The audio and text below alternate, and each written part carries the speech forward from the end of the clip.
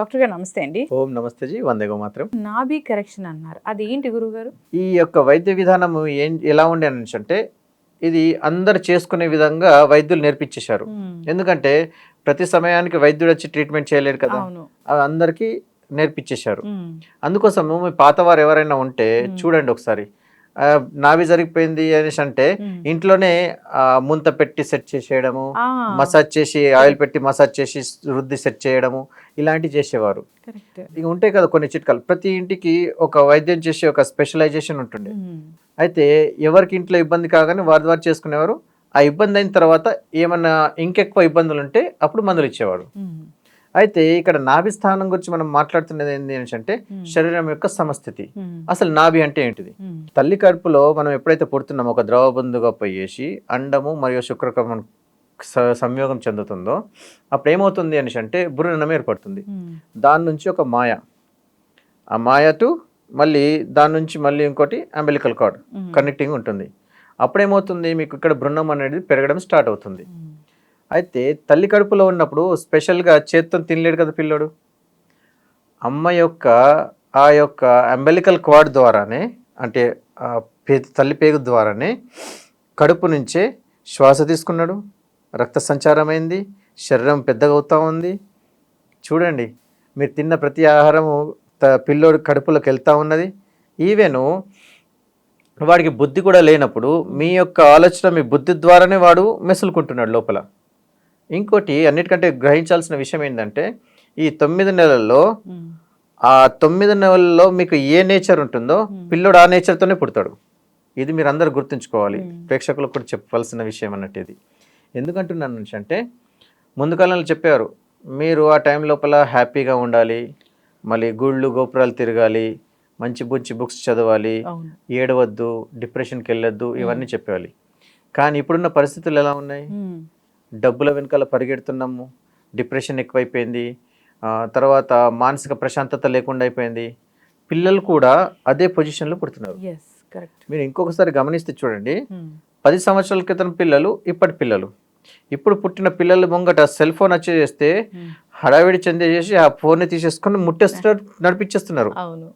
ఇంతకుముందు పిల్లలు లేరు కదా. మనము సెల్ ఫోన్లు మనం పట్టినప్పుడు సెల్ ఫోన్లను చూసి మనం నేర్చుకోవడానికి మెల్లగా ప్రయత్నించినాం. అయితే నేర్చుకున్నది మన బాడీలోకి వెళ్ళిపోయింది, అది తెలిసింది. మనకి ఇప్పుడు పిల్లలు పుట్టిండ్రు అంటే ఆ DNA ద్వారా ఈ యొక్క విద్య కూడా వాళ్ళకి వెళ్ళిపోయింది.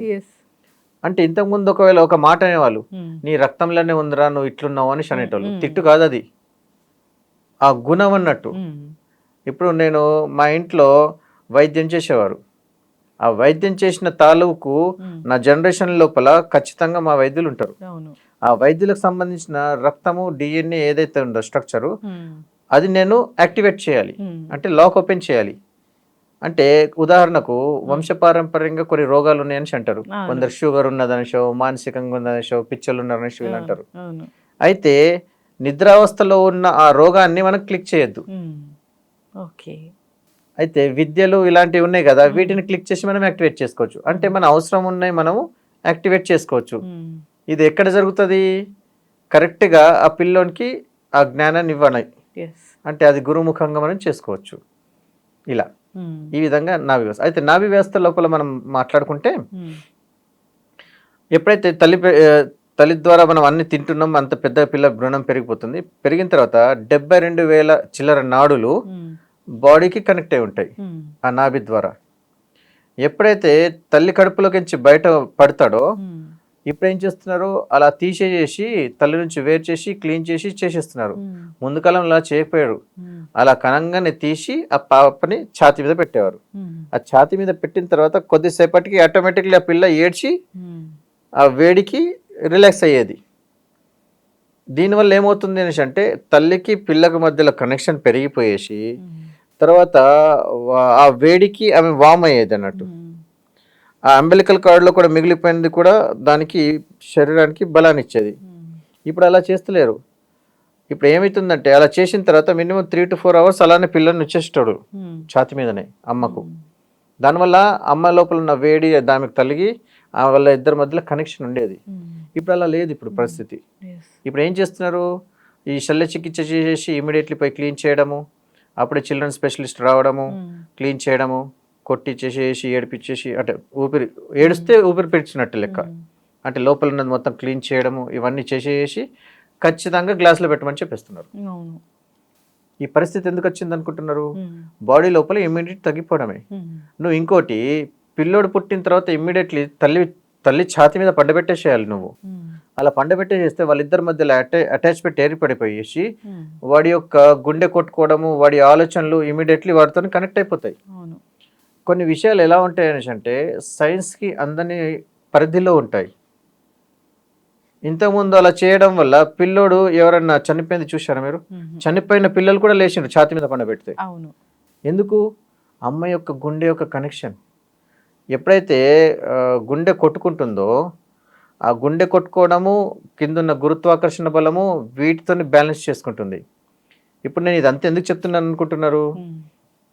భూమి యొక్క గురుత్వాకర్షణ బలము శరీరం యొక్క గురుత్వాకర్షణ బలంతో సమమైనప్పుడు శరీరం లోపల రోగాలు రావు.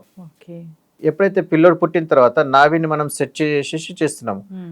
అయితే శరీర స్థానము అంటే ఏవైనా మనం బరువులు అవి ఏమైనా లేపామనుకోండి, అప్పుడు నాభి స్థానము అష్టదిశల్లో మేము కొలుస్తాము.